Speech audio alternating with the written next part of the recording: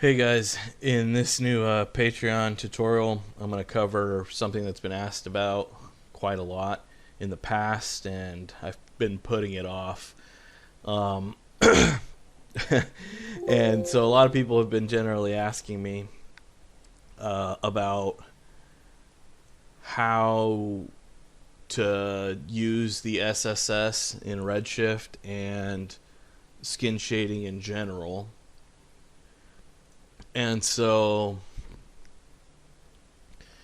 not recently, but in the last, like, I'd say month or two, or maybe 3 months ago, we got ray traced multiple subsurface scattering. And so ray traced SSS has been a big thing people have been asking about. In my opinion, it's cool. I mean, but it's not that huge of a difference. But one great thing about it is that you can preview the changes in the IPR, and so that makes things a little easier to look dev.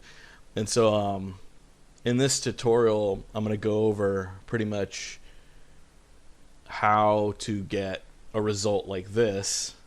And so this is the classic digital Emily that everybody can download for free, and it's a scan model, and it comes with some assets and stuff. And I'll just be giving you guys the full scene since this is all open source anyways, and so you guys could look at the shader graph itself and you know, kind of dig into it.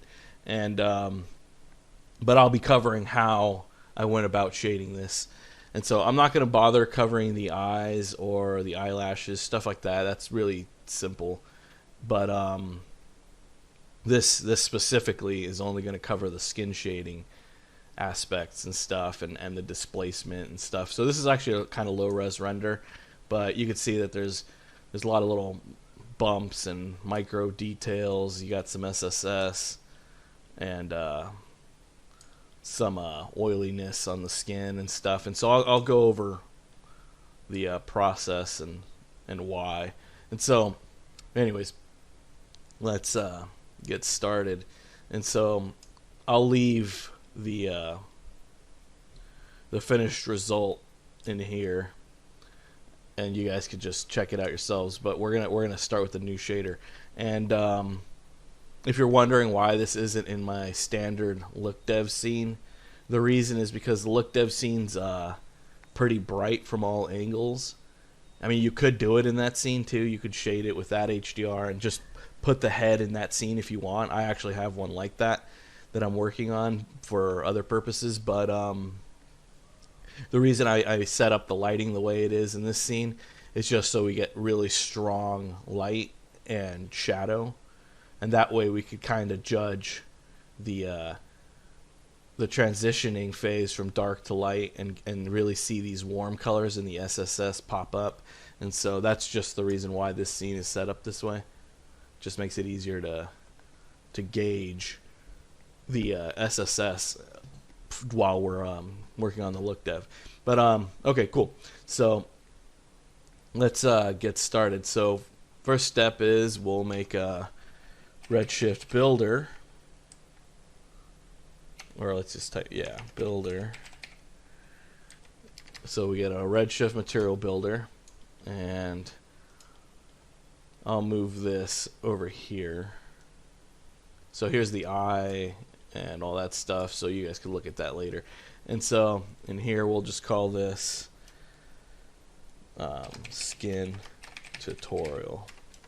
So we'll dive right in. We'll it's weird. And we'll just type in material. And so we've got our good old generic Redshift material at defaults. And so we'll hop out and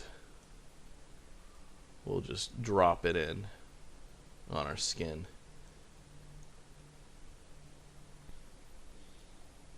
And Okay, now that we've got that assigned, let's actually start up an IPR. And so let that calculate for a second.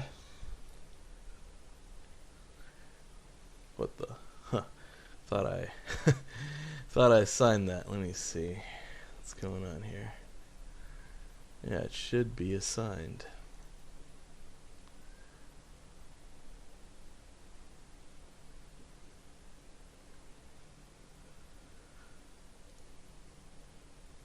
Whoa, weird. Yep, yep. That should be assigned here. Huh. That's pretty strange. Actually, let me dive into the object. Oops. Ah, that's why. Okay. Let's change that. Yeah, I forgot that I had a material SOP in here, and so this overrides the OBJ material assignment. So let's do that now. Okay, now it should go back to a base gray. There we go. Okay, let's just delete that since it doesn't matter. Okay, cool. So now we've got this creepy looking face we've got going on here, and big difference, right? And so with just the defaults, we've got this weird plastic mannequin looking thing, and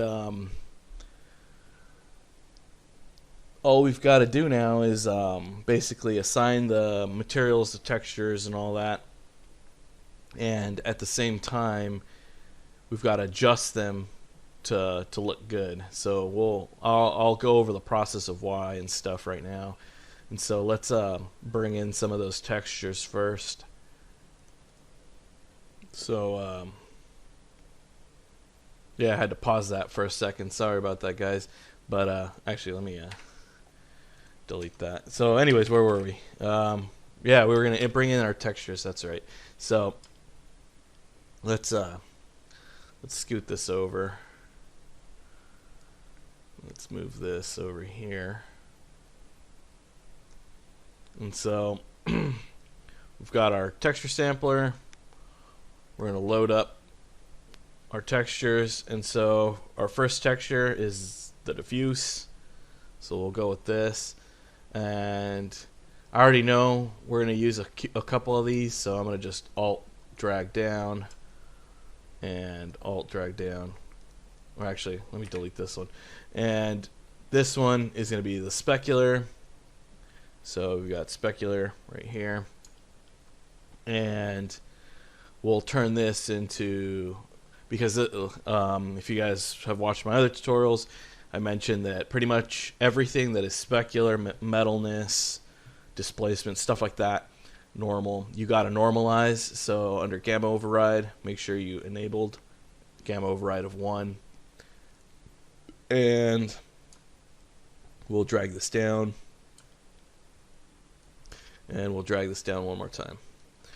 And so for these are displacements. So we've got 2 displacements. We've got a regular displacement, and we've got a displacement micro, which is, I mean, technically you could use this as a bump if you don't want to do real displacement. It's up to you. It's up to your hardware, basically. If you can handle tons of displacement or not, or you just don't want a fast render, then micro displacement can just be bump mapping. But we're going to go with the full package of real displacement for our example. And okay, cool. So, and of course, like I said, these all have to be gamma overrided of 1 for displacement. And so back to our diffuse, we're going to go to the advanced section, and we're going to drop the MIP mapping down to -2. That just gives us more detail. Specular, it's subtle. I wouldn't worry about the MIP mapping so much. The displacement, let's do a -2 for this, just so we can capture a little bit of that extra fine detail. And okay, cool. So now let's slide this over. And let's start off by dropping this into diffuse. And so this might take a second to to process. And let's hit Shift S just so we can get these curved connections. I prefer them to the straight ones. They're nicer to me. They seem cleaner, easier to organize. And let's hit save. And so cool, we've got a start. You know, now we've got our texture on here, except she's like super glossy and shiny. And so for our next step, well, there's technically there's a few ways we could approach this. So actually, let's completely disable the reflection. So let's just take this down to 0, the weight for now. So it's completely flat and diffuse. And the reason being, we're gonna focus now on the what's the word? The SSS aspect before we start adding the specular map and all that stuff, because that can kind of confuse you. Once you start layering a lot of stuff together, you won't be able to see what's going on, the underlying changes. And so we'll go about doing it this way. Oh, and another thing, our weight for our diffuse is pure 1. Let's tone that down. Actually, let's do like a 0.8 or something, so it's not pure colors like this, because the diffuse map still feels like it has a little bit of influence. So let's drop that down to 0.8. You guys can mess with it yourselves. And for the base roughness, we could do like a 0.01 or something. Nothing too intense. And so, okay, cool. And we'll change the Beckman to GGX for now, even though it's not going to matter because it's off. But GGX is always, it looks better. It takes longer to render, but it's nicer quality. And so let's move this up. So our next step is to use the SSS. And now there's several methods to using SSS and Redshift. A lot of people make the mistake of just hitting skin and using the RS skin. While there's nothing wrong with the Redshift skin, it's kind of limited. It's, you know, got only a couple properties and it's old. The Redshift skin's been around since forever. And even though they updated it to have ray traced and point based legacy, which is like really old, I honestly don't ever use this, so just don't even bother. There's also the SSS shader. These all kind of work a little different, but in my opinion, this is all just legacy stuff, so don't even bother using it. Like, you could do all the things those nodes do with the RS material. The RS material is the king of Redshift shaders, so just use this for everything. Once you learn this shader, you can make anything.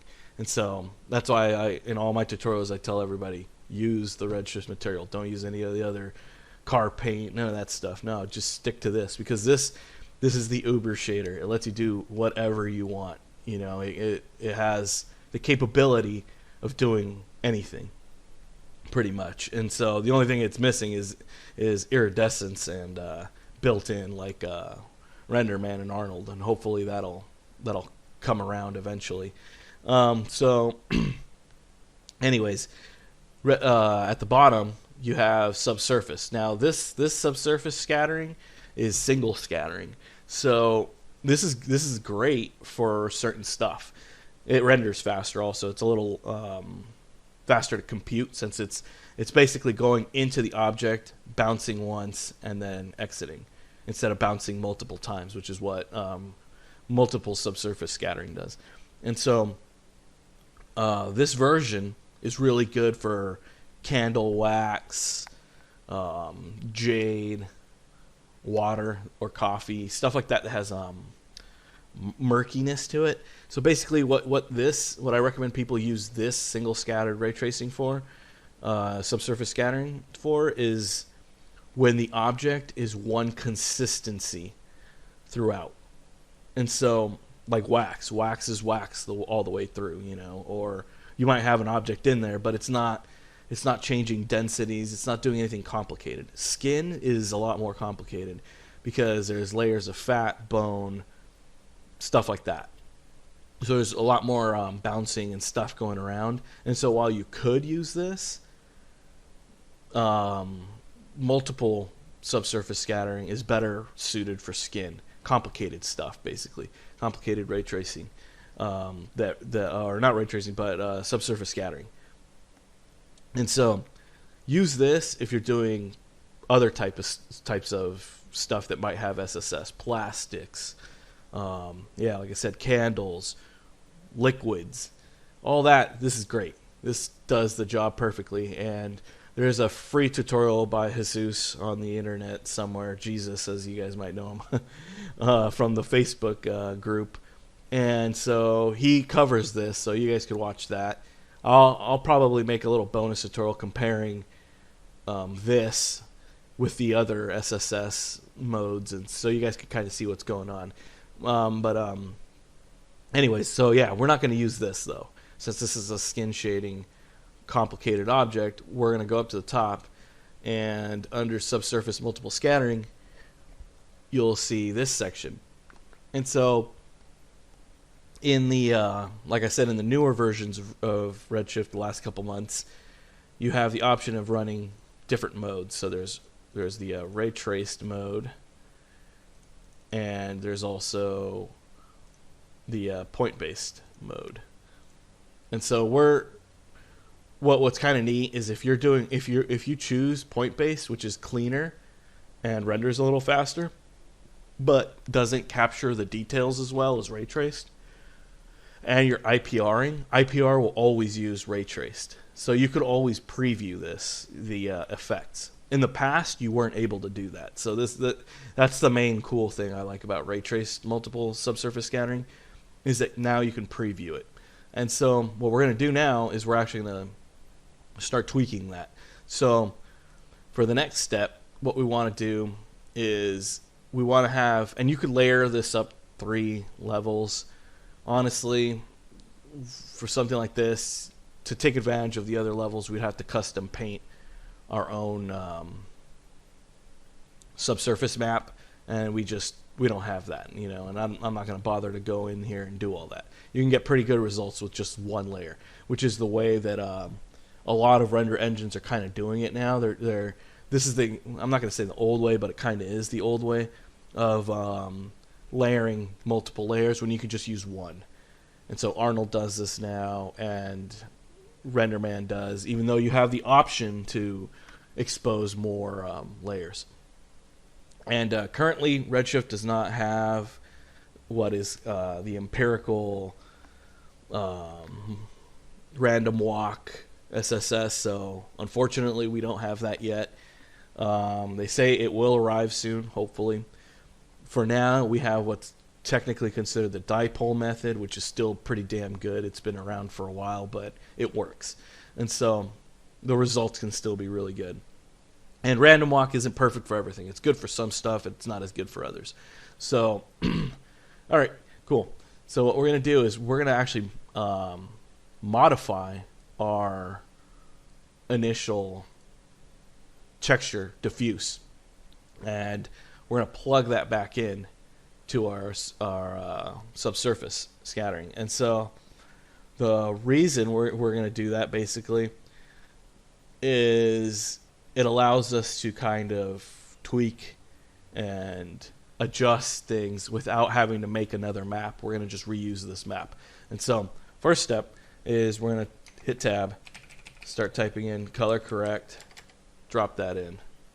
So now we've got this color correct node, and we're going to plug in our input. And the next step is we're actually going to make a color mix, and you'll see why. And so here's a redshift color mix, and this is going to just tint the initial texture overall. And so we're going to plug that into input 1, and for our, so we'll actually, let's just plug it in right now so you guys can see what's going on. And so if we plug it into color 0,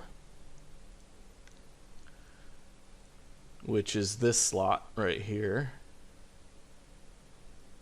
and actually we need to activate our SSS. Right now it's not doing anything. So right now the amount is at 0, which means off. And so what we need to do is we need an amount of 1. And now it's going to actually start doing something. And it's still really subtle. That's okay. We're going to have to tweak the radius and adjust that as we go. So if I crank this up to like 10 or something, you're going to see that now it looks all weird. Like it looks kind of like a jello-y transparent. And so, but you could see that the SSS is working, right? In the shadow you can see it going on. But this is obviously way too strong. So let's just do this by half. Let's do 5. 5 is a little more, yeah, this looks better. Okay. So now if I were to show you what's going on, if I bring down the redshift material and I just plug this in directly, this is what our texture map looks like. So it's like really washed out. It looks wrong, basically. But what we're going to do, and let's save this. What we're trying to do is actually modify the original texture map, which is this.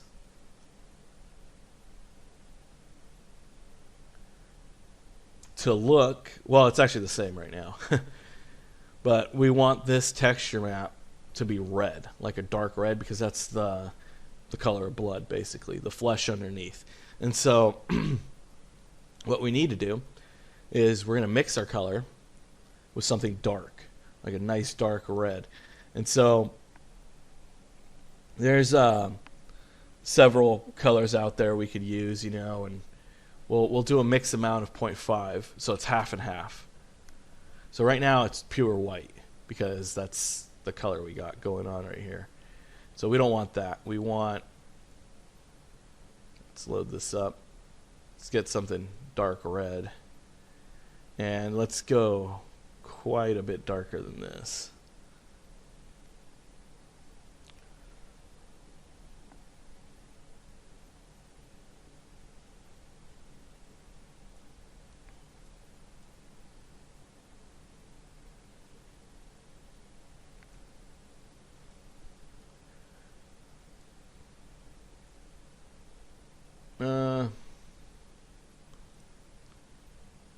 That might be a little too dark. Let's try 2.6. Yeah, 0.25. 0.25. No. Oh no, 0. Just a little bit of color variation. So it's not pure red.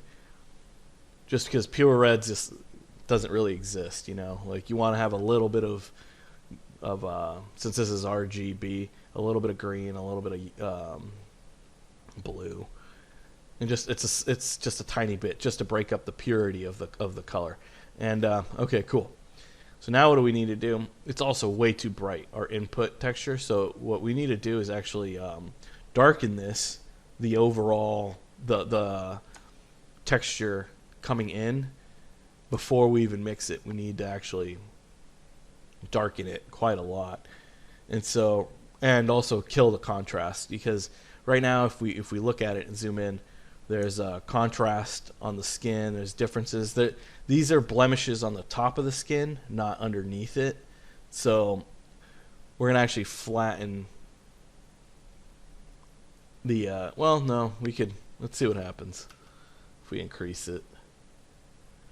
Yeah, let's increase actually the contrast so we get darker darks in here going on. But then we'll increase saturation too. Let's try 1.2. So now we've got like this really intense red. This might be too intense actually. Let's drop down the levels.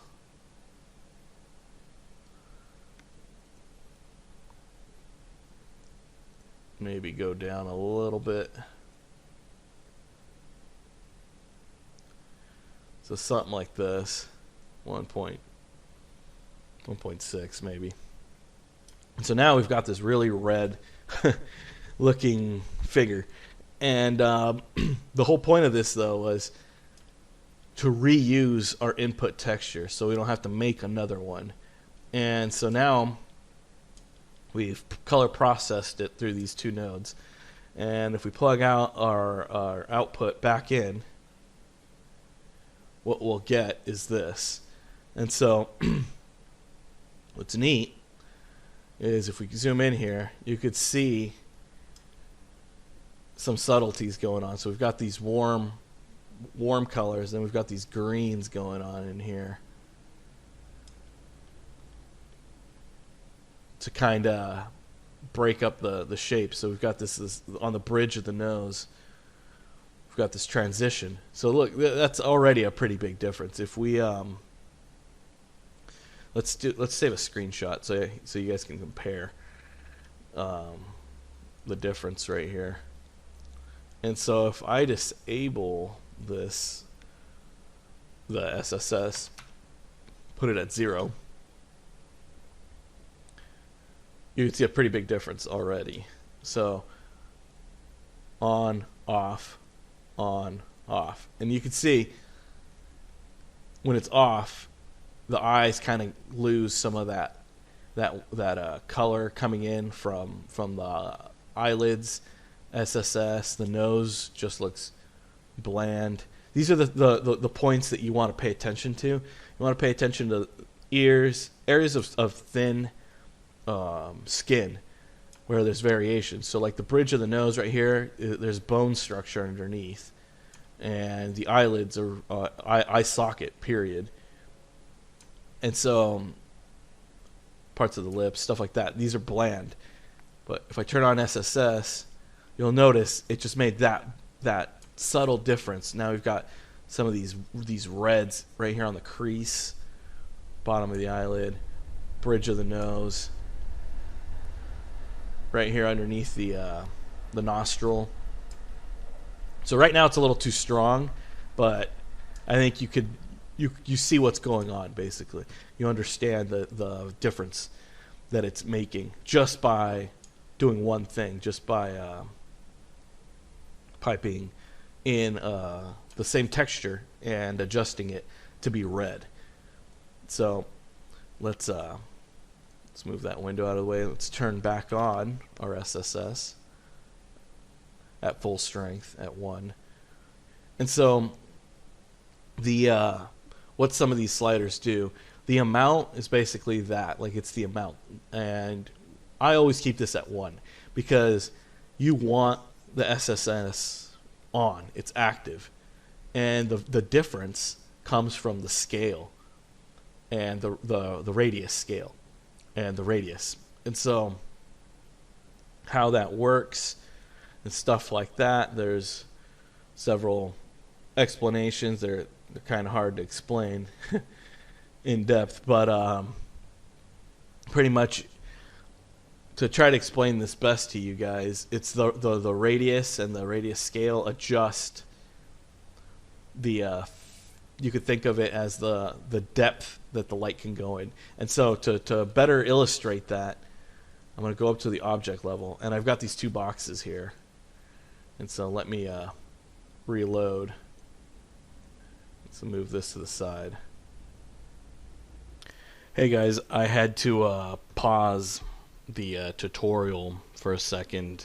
I had to take a phone call, but let's get back to it. So I left off mentioning the how radius influences the object, and so I mentioned as an example, I would show you guys these two cubes here, and basically I'll go into detail of how this is different for each SSS type in another video. But in this scene, this cube here is 10 units wide, and this cube is 1 unit.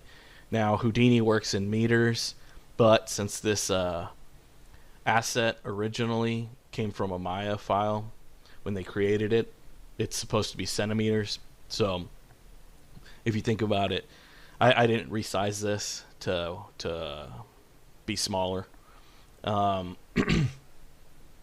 so the reason I didn't do that is just because I wanted to keep everything as the base asset as they gave it to us, and yeah, Maya works in centimeters while Houdini works in meters.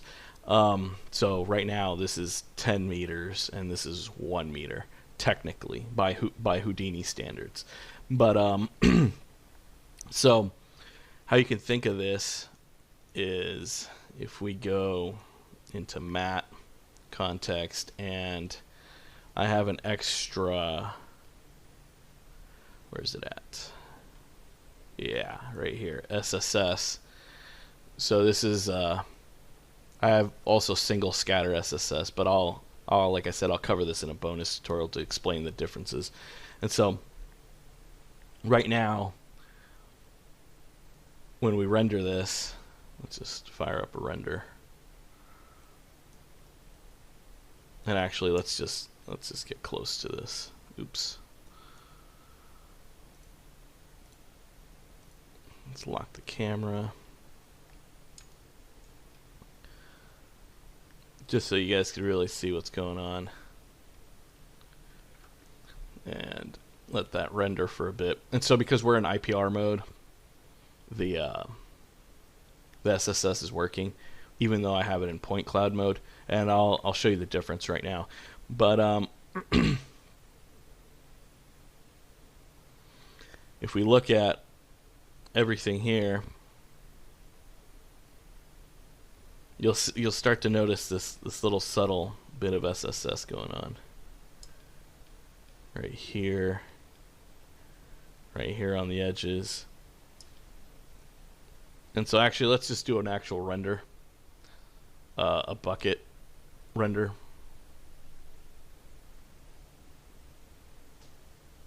And so right now it's going to give us a bucket point based render, and if we actually I think our render settings are really low, but if we come in here and look at it, you'll notice that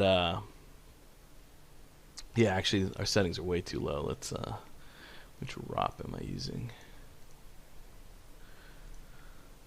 Let's go to 128. Sampling overrides 256, 256. Let's increase this to 256. There we go. And so now that we've got that, let's go back to our SSS. And so you'll notice we've got this little subtle kind of red glow coming in. And you'll notice on this cube, it's pretty much going across most of the cube. And so the reason why, and why it's doing that is, you got to think of it this way. And the shader itself works in centimeters. That's the best way I can think of it. And 1 unit here is meter. So our radius scale is in meters, so we needed to multiply it by 10.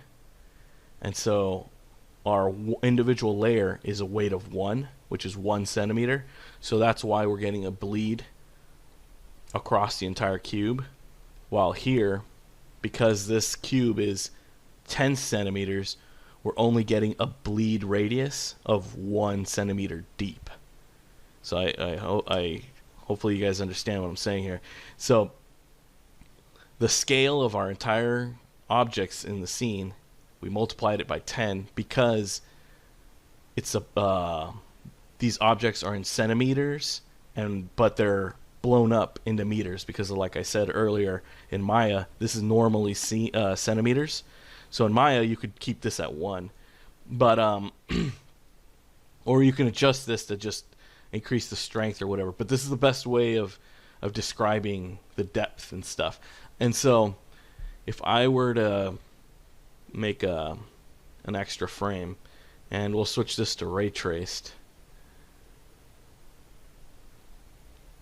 you'll notice there's a little more warmth everywhere. And so, and it's a lot noisier. Let's go to our subsurface scattering. Let's just do 1024. Something really high to hopefully clean up most of the noise. And so if you come in here and look,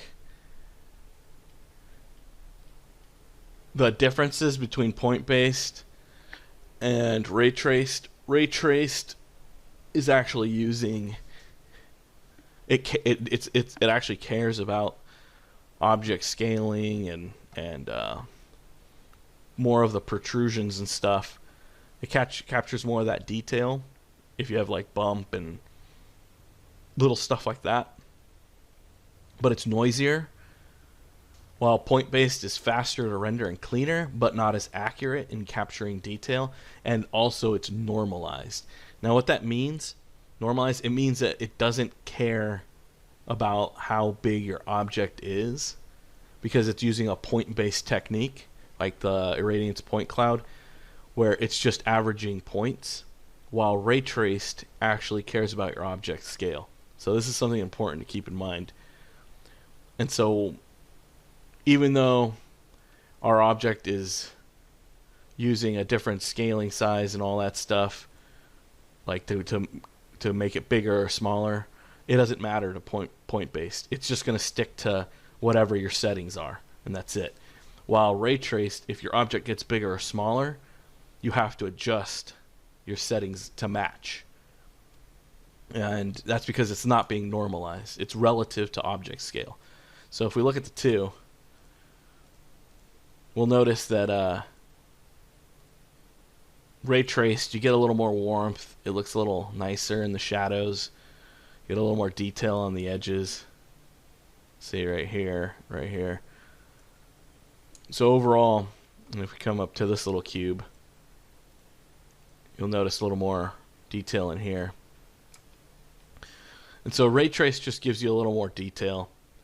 It's up to you if do you care about this little detail? Like, let's say it's going to be motion blurred and animated, then who knows? Maybe you don't need this detail. Maybe point-based is better. But maybe you do need the detail, and it's a nice blown-up still. Maybe go with ray traced. And so if I adjust the scaling, so if we do something like 5 or something,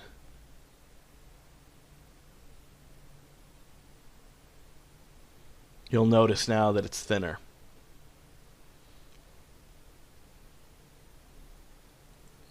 But if I go to 10 again, and this time I change the radius here to, I don't know, let's try 1.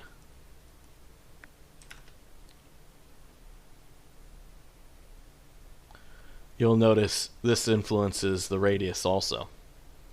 And so the way to think of this, like I said, is this radius is your scene scale radius. This scales like the objects in the scene relative, while this radius influences the depth based on what your scene scale radius scale is.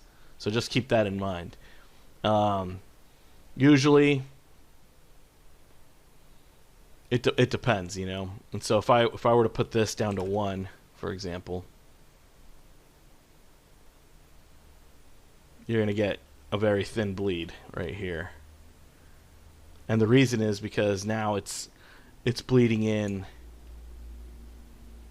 If this is 1 unit and our scale isn't being multiplied anymore, so we're doing a 1-to-1 scale, then to get the same amount as we had when we had 10 up here, you need to put a 10 down here.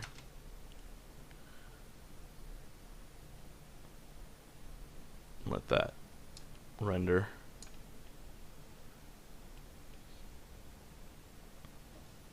But it's a little too strong still. But yeah, basically this is adjusting your object's scene scale, like the way it interprets it, centimeters, meters, whatever.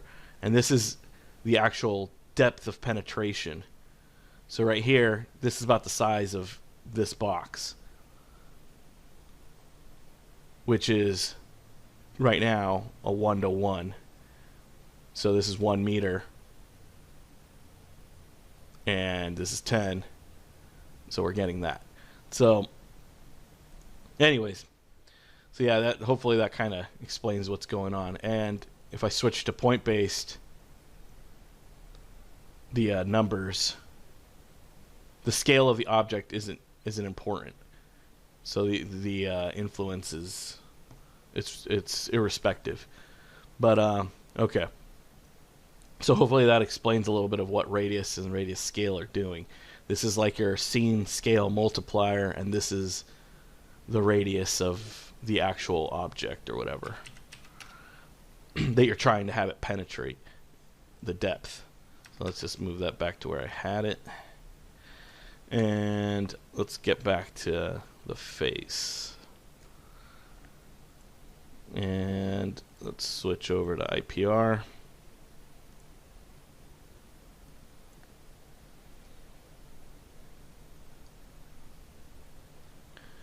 That load. All right, so let's hide that again, and let's get back inside of our, let's move this to the side. Let's get back inside of our, or actually let's hide the cubes too, since they're calculating for no reason.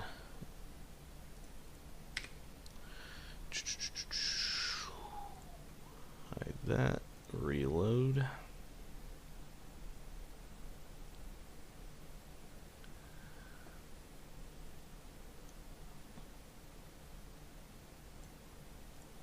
And where's skin?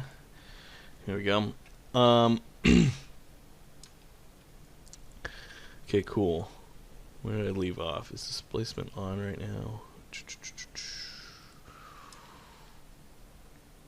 I think it is, but I don't remember. Yeah,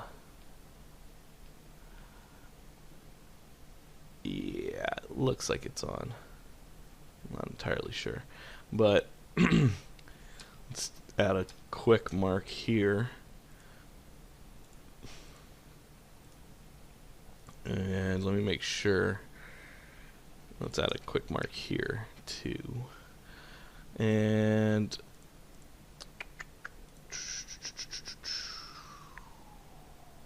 it is on. Maybe it's not on my object actually, now that I think about it.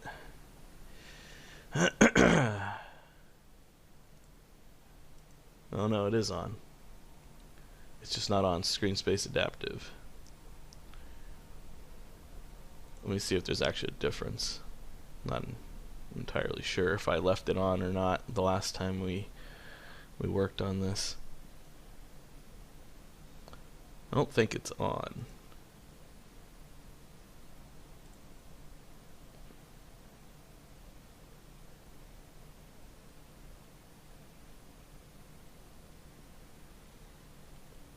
But maybe it is. Well, anyways, where did we leave off? We were adjusting the radius, I think. So let's get back in here. After we made the the color corrected tone underneath. So yeah, and so the reason why, let me get back to that. I changed the radius to 0.37 is basically 0.37 is the typical, you could Google this, it's roughly the average thickness of your skin, like throughout your body. Now, so that's the average thickness of the first epidermal layer or something like that, which is pretty thin.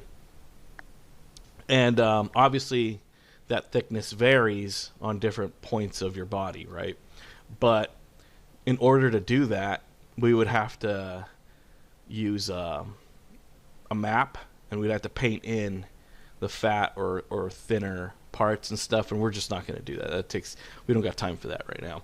And so we're just doing a 0.37. It looks pretty good, you know, just an average number to throw out.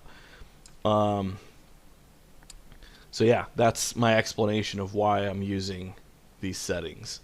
So to get back to something else, let's check out, let's see what else do we got. Okay, yeah, let's get to our other texture. So this texture I think is going, where's this going?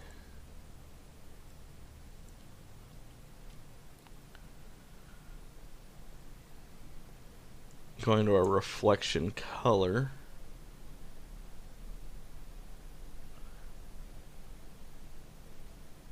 Okay, that's fine. And let's actually, I made the mistake of not turning on gamma overrides for this. So this needs to actually be linear. The displacement needs to be linear. And this other displacement needs to be linear. And so we've got this going in. So let's move on to the displacement actually. So now that we've linearized this, let's drop down our MIP mapping. -2 I think is a good amount, so we can get a little more of that extra detail. And for displacement 1 and 2, these are both height field. And the reason is because they're not vector displacement, they're just that black and white typical regular displacement. And so let's see, additive, we're blending the two between the two exactly. Yeah, and so this is basically adding the two layers together. And I do believe it's on. It's just like really subtle, because it should be on.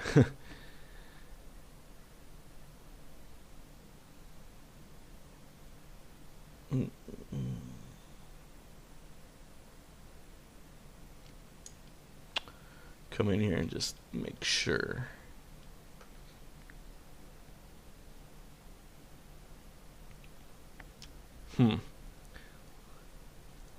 Not 100% convinced that it's on, to be honest.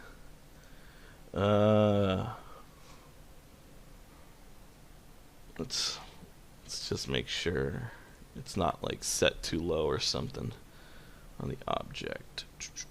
Emily, smooth, blah blah blah. Minimum edge length 1. Out of frustrum, yep. Enable bump mapping, yep. Nope, yeah, it should be on. So it is on, but I guess it's just, I have it pretty subtle. I mean, I could see it in there, so maybe it's just the angle I'm looking at due to the lighting. It's not highlighting it so too well. Maybe I could throw, oops. Don't know what I just closed, but let's go to our HDR. Let's turn that off.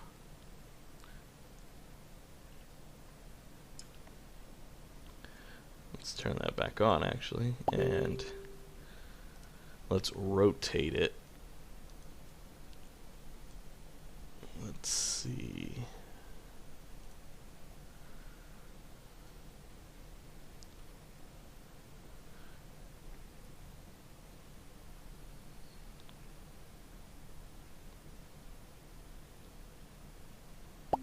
And this is actually something I should have been doing all along. Rotating around just to get an idea of how the SSS is looking, which is looking pretty good.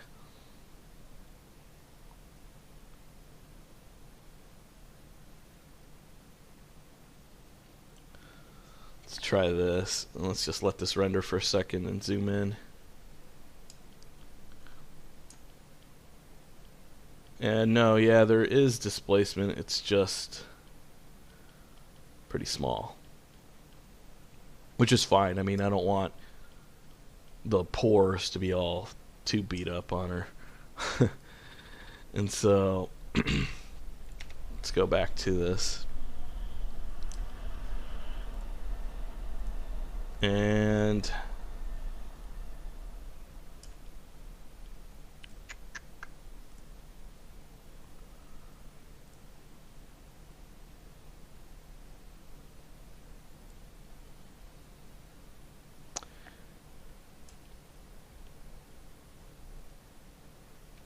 let's actually, the SSS might be a little too strong in spots.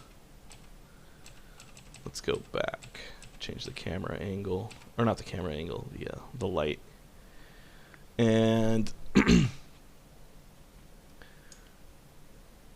let's, what do we have left?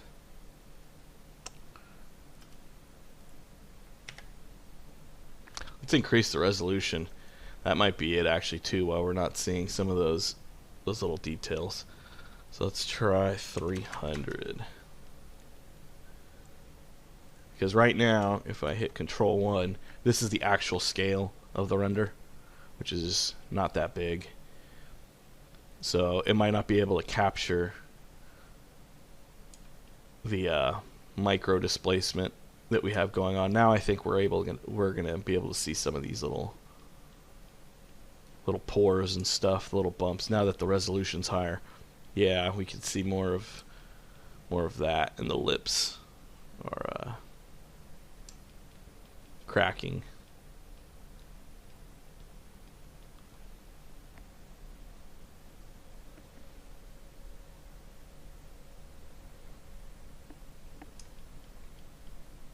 Yeah, this is better. Okay, so it was just a resolution thing. It's just the resolution wasn't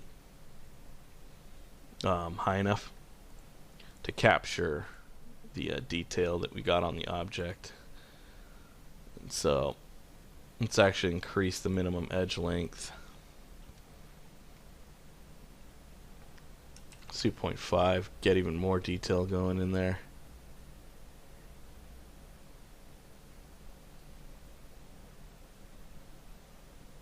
Maybe 7 subdivisions.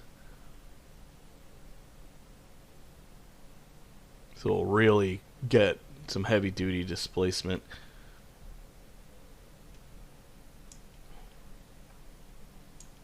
Okay, cool. So that should be covering the displacement aspect. And basically what we're doing is we have the regular displacement and the micro displacement, and it's just going into our displacement blender, and we're blending between the two, and we're doing additive mode because we want both to be mixed together, not overlaid and replacing one another.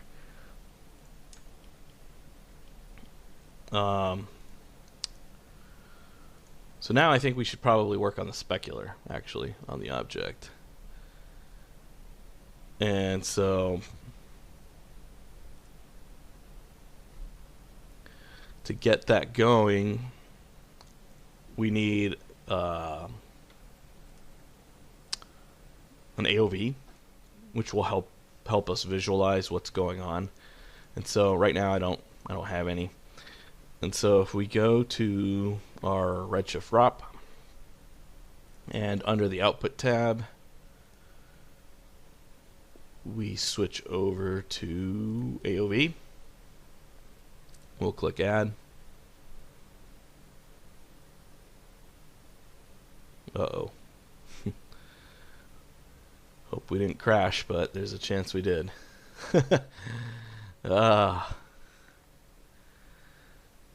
Okay, I'm going to pause this because I don't know how long it's going to take to do whatever it's doing.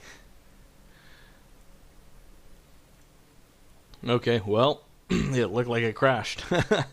So, back to it, where we left off here on the AOV. So I paused the IPR again, and actually I'm going to save this time.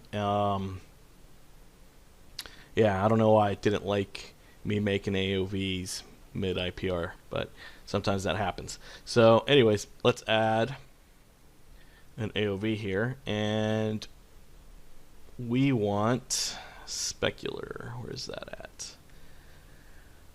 I don't like that these are not in alphabetical order. That would make it a little easier. Here we go, specular. And so, okay, let's save again just in case. Let's fire up our IPR. And again, if you guys are using the experimental builds that come with the denoiser, you can IPR and look at AOVs now. So if you're wondering why your IPR for some reason doesn't have AOVs, it's because you're not using the denoiser build. So update or use bucket mode. Cool. So let's switch over to specular, and you'll be like, whoa, what's going on here? There's nothing. And that's because when we first were starting this, we turned off specular. And the reason we turned it off is so we could just focus on the SSS by itself and the diffuse texture, and leave all these little, you know, and actually see the bump and all that stuff by itself better. Not the bump, the displacement. And so let's actually go to our object, and where's displacement? Yeah, we're in it. Let's change the minimum edge length. Right now, I had it before it crashed. I had it on screen space adaptive. Technically, this is more efficient, but we're gonna just use regular, so it doesn't have to calculate all the time, and I don't have to freeze it or any of that stuff. And we're gonna just go with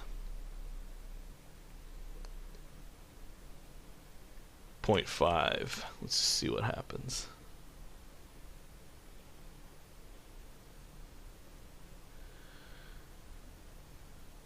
Let's try 0.2. And if you guys haven't seen what these settings do, I cover a whole tutorial on that. I think I posted it on the Patreon on what all these displacement settings do and how to tweak them and all that stuff. Let's try 0.1. 0.1 might be too heavy, but we'll see. Oh, no, looks fine.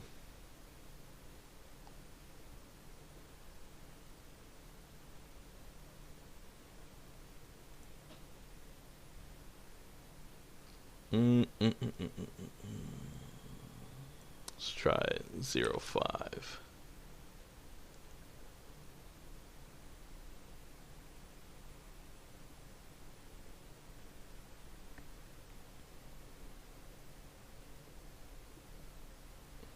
Okay, cool. That should be fine. So anyways, let's get back to that, our skin, and let's actually scoot this over again. And so if we come in here and we actually activate our specular, reflection roughness 0.5. Wait a second. It's at 0.5.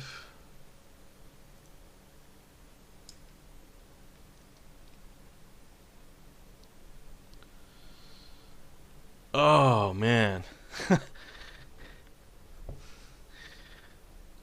Okay, this makes a lot more sense now. So the reason why we're not seeing anything adjusted is I got confused. I forgot because I paused the tutorial originally. I came in here and I've been adjusting this. This is the old skin shader. For the tutorial that I've been recording, it's this one. So I've been adjusting the wrong... Okay, I've been adjusting the wrong thing. That's why I'm like, why is there no specular going on? There's nothing going on. Okay, and there's no bump or anything. Okay, sorry guys, big mistake. Hey, everybody makes them.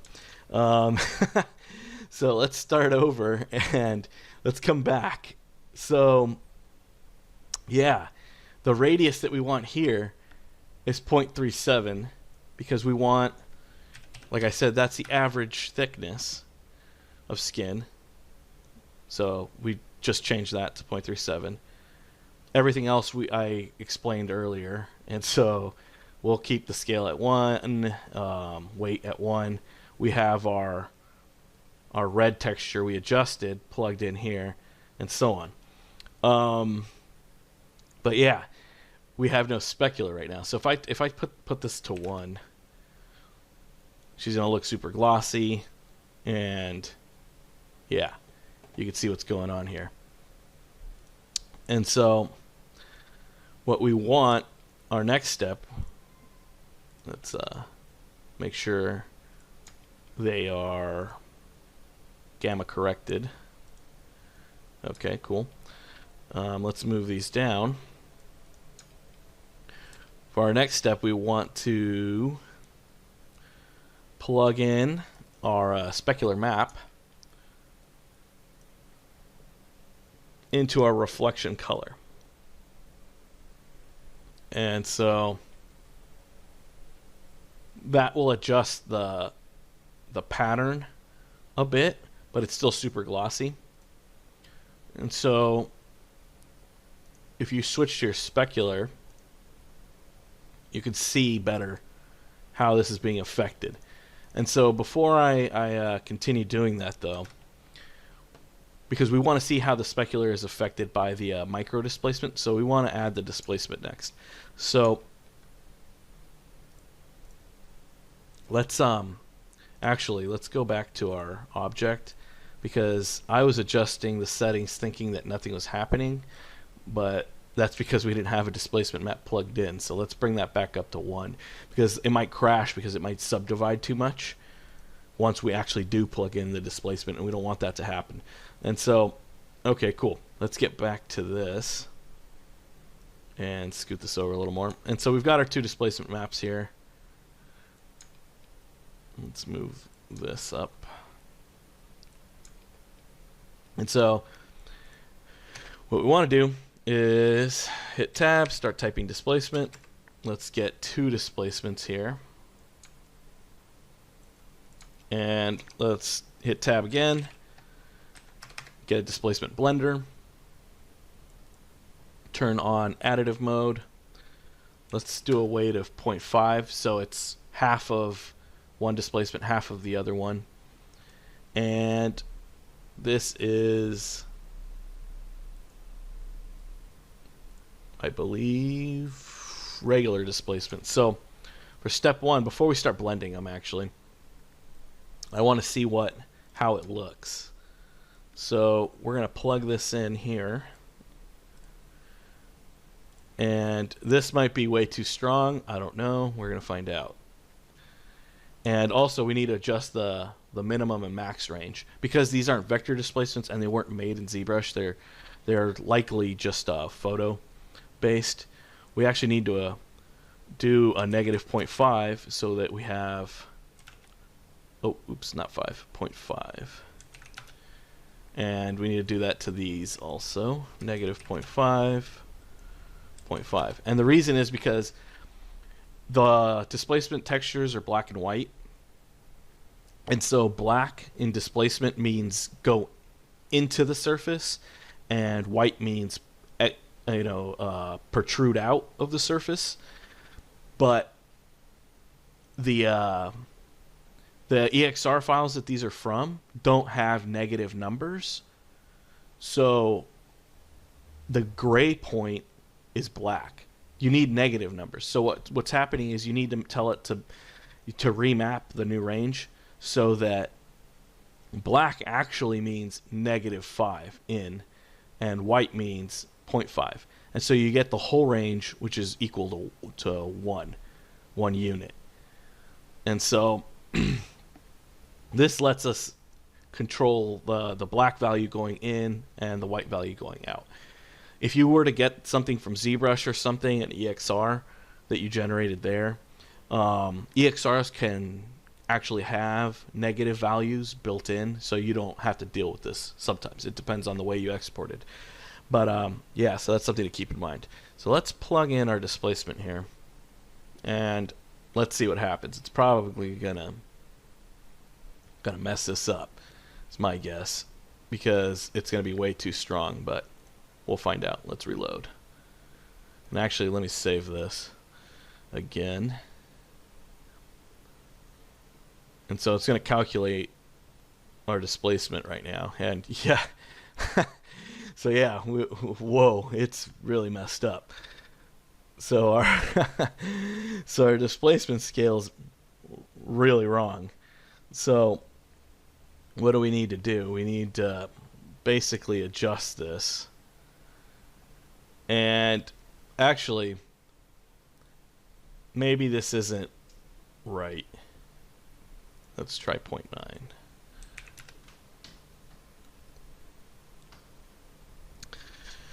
So, I believe these textures were actually generated correctly. So, actually this should be just 1 and 0. But, let's reload here.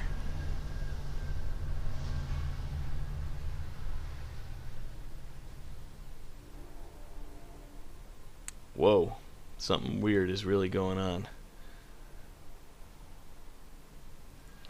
And so, yeah, these textures were actually generated correctly. And so, yeah, 0, 1 is right.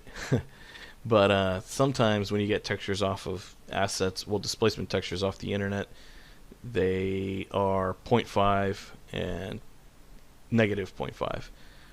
This asset is actually 0 to 1, so it's fine. But okay, cool. So now if we zoom in here, what you can see is here we have the textural detail. That's -2 from a little less mapping, and with linear eyes.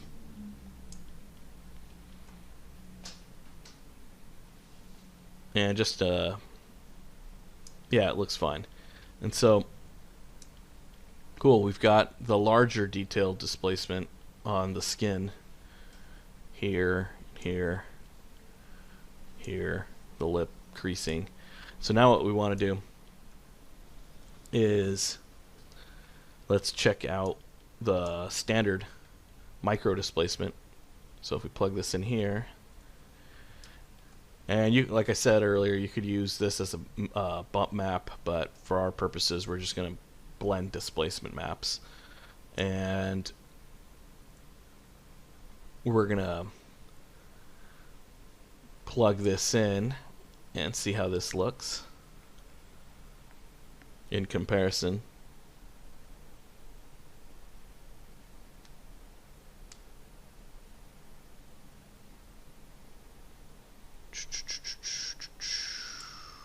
Let's reload.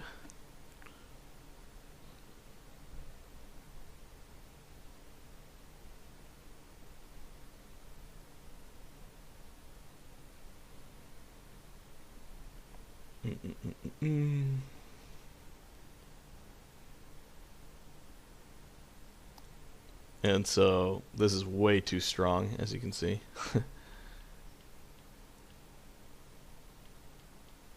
So let's bring this back down to, let's try, oops, 0.1.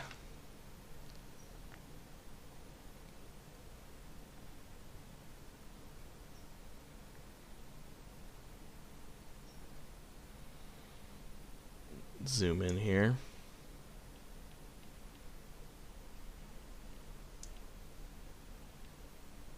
So what this micro displacement, this does like the little pores and tiny little details. Let's actually try 1.5.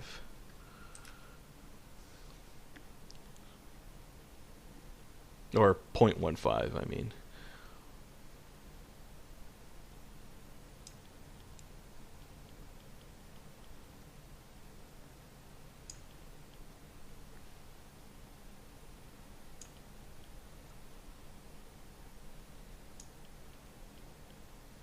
And actually, to speed things up, I should probably just come in here, go under the subsurface scattering, and just turn it off. Put it at 0. And that will just speed up our render. So, as you can see in here, there's little these little bumps. Basically, this is little skin details. So, okay, that's seems about strong enough. And so what we're going to do is use the displacement blender. And so we're going to blend in the bigger detail with the smaller detail. And we're going to blend both of them between each other. So 0.5 is perfectly in the middle. And if we move it this way more, we're going to show more of 0 of the other layer. If we move it this way more, we'll show more of the other layer. I want actually a little bit more of the bigger details, so we're going to try 0.4. And we're going to plug this in to displacement. And now we got to reload to recalculate what our displacement's going to look like.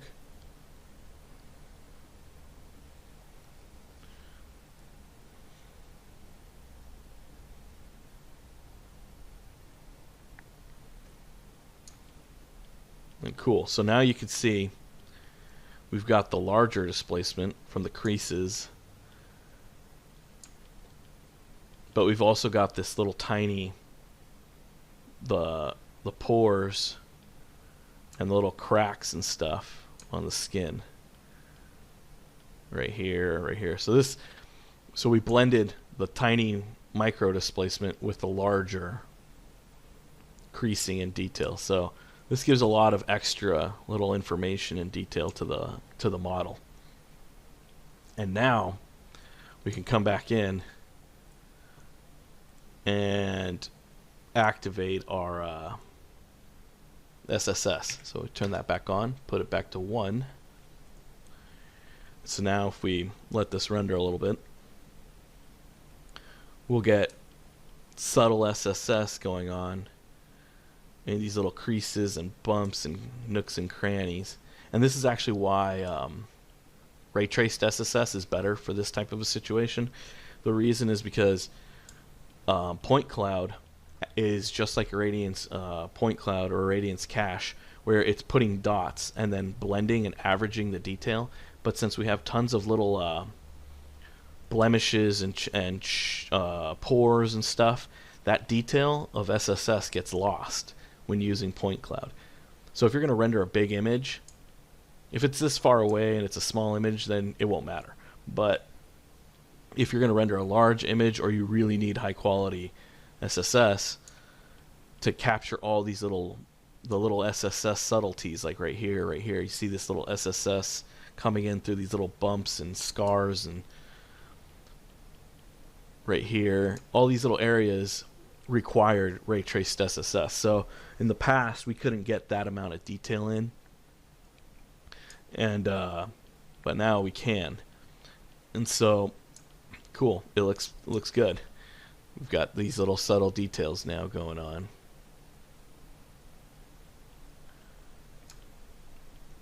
And the skin looks a lot better, a lot more real with all these little extra details. So now Right now the skin's dry though. There's no oils or anything like that. So the next step would be we're going to turn back on our reflection, our specular.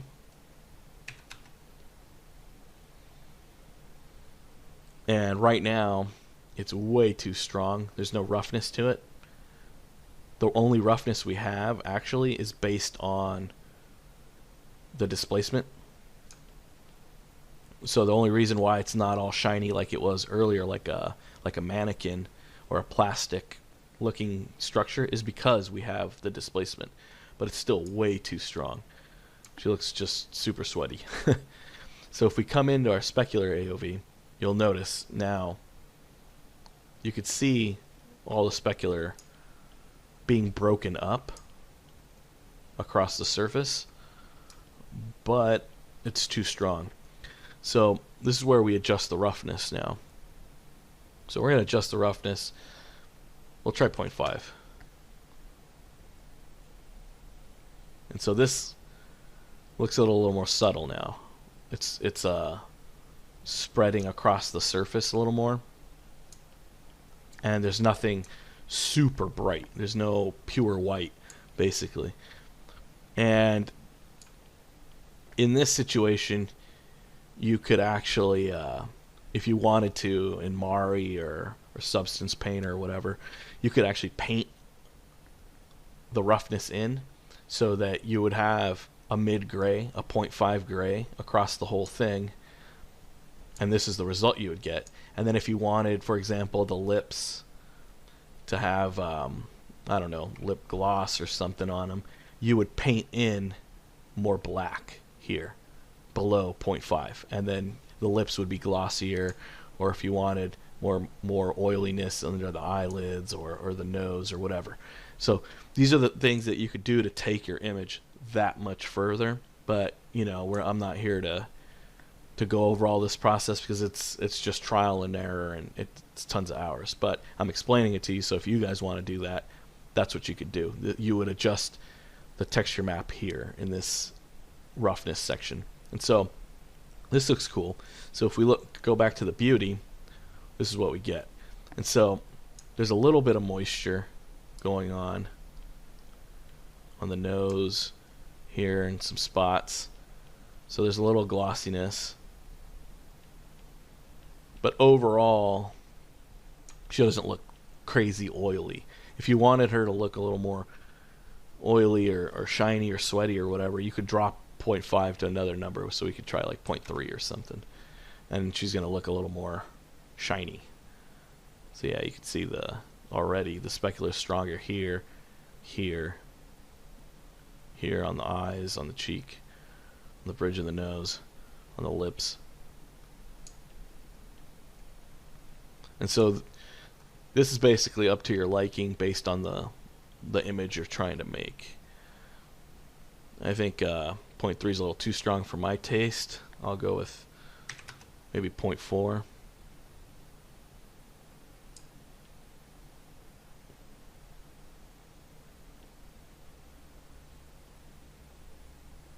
I think this is good.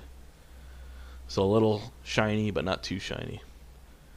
And if we come in here, we've got, you know, some pretty good details and stuff. Okay, cool.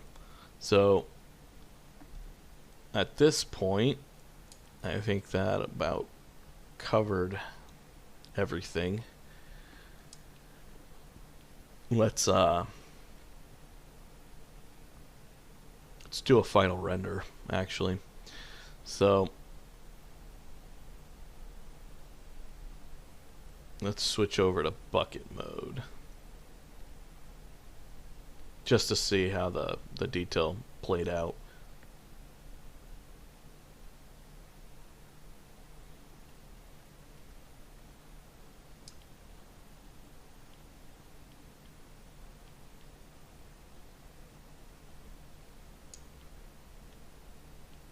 Yeah, it looks pretty good. Switch over to our Redshift ROP. And let's switch our sampling system.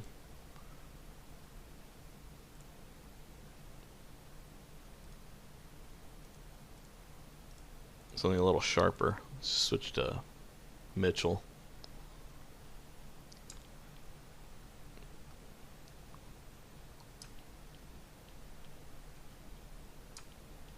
But overall, this looks pretty good already. And you know, and this is just using the textures that we got and adjusting them. We're not texture painting anything in here. We're not, you know, that's, though that would be a lot better, that would look better if we did all that.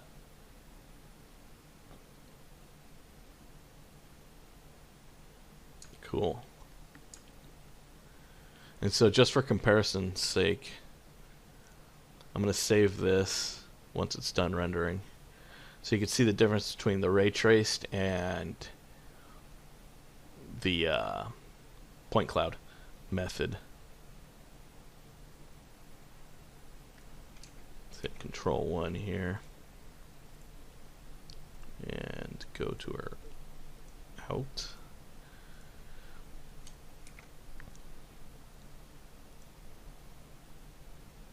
And if you want to override your SSS, so let's say your IPR or whatever, your options are something, you could always tell it force everything in your scene to be one thing in the render SSS render options right here.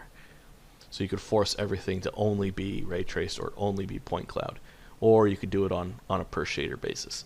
And so if we come back here, let's save this, add that to our selections here, and we switch over to point based. Let that render. It will look a little different.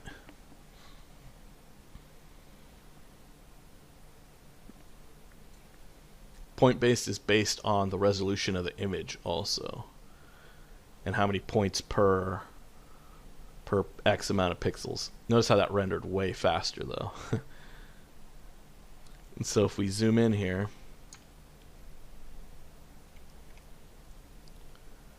you see the difference.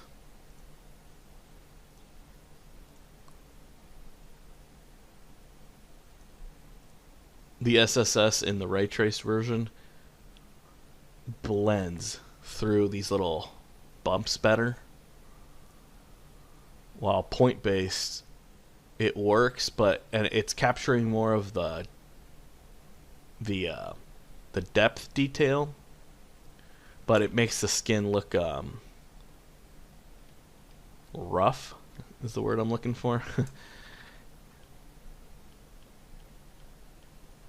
Where the SSS isn't bleeding through these little bumps basically, while this looks a little smoother, a little more like skin.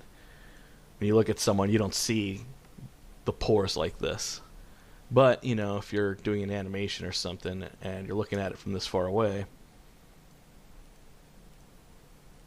the difference is pretty subtle, except for in the eyes. But if you look at the eye sockets, for example, the light isn't going through as nicely as it does using ray traced SSS. So depending on your situation, you might want to use point based ray tracing or ray tracing of the multiple scattering, just because you know you don't care or you need a faster render.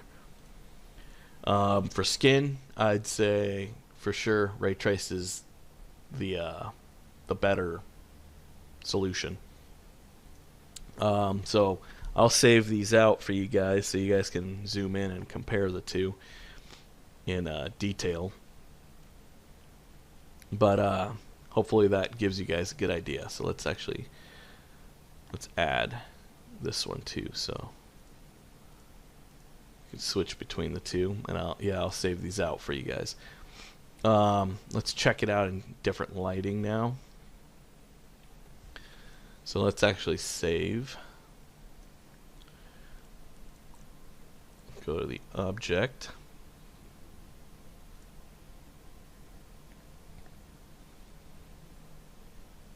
And transform it around.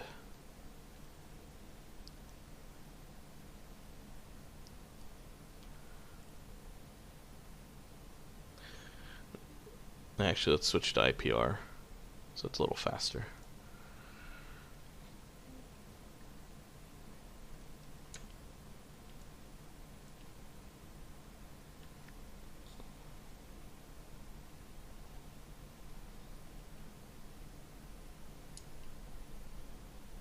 So this looks pretty good.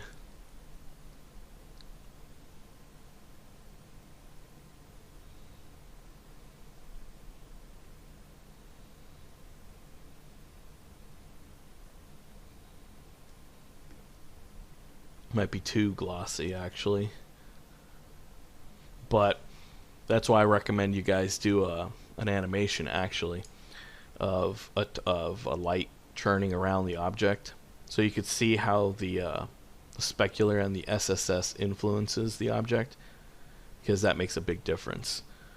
Right now, if you just have a light that's static and you're looking at it from one angle, it doesn't give you a good enough idea of how the SSS and the specular reflection as the light moves across the object is reacting. You've got kind of an idea, but it's not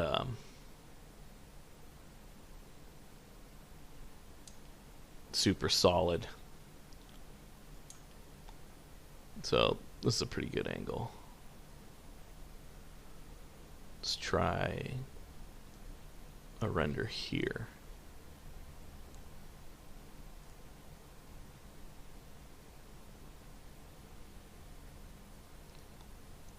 And so once you're pretty satisfied with it, it's usually a good idea to do a turntable. And so I'll fire off a turntable render and I'll include it just so you guys can kind of see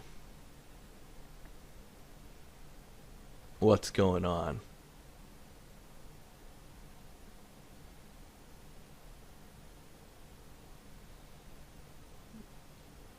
Yeah, this is a nice amount of light from all angles.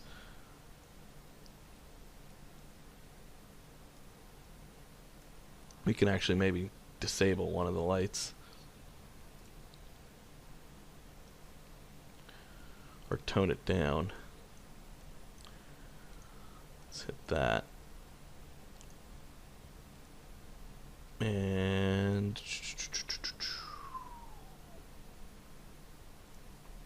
let's turn it off, see what happens.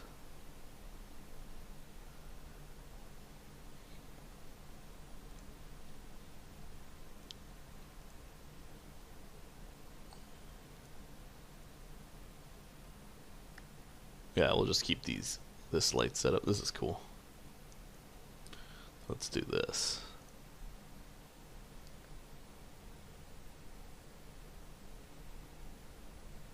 And so I'll save all three of these out, since this is a pretty direct light, so you could actually go in and see the detail. And this is just a nicer 3/4 light with a little cool light on this side.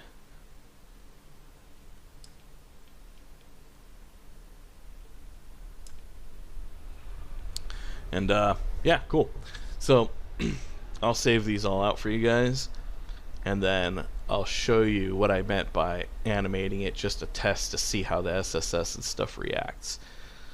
So let me pause this, and then I'll get that going, and we'll check out the results once everything's all finished.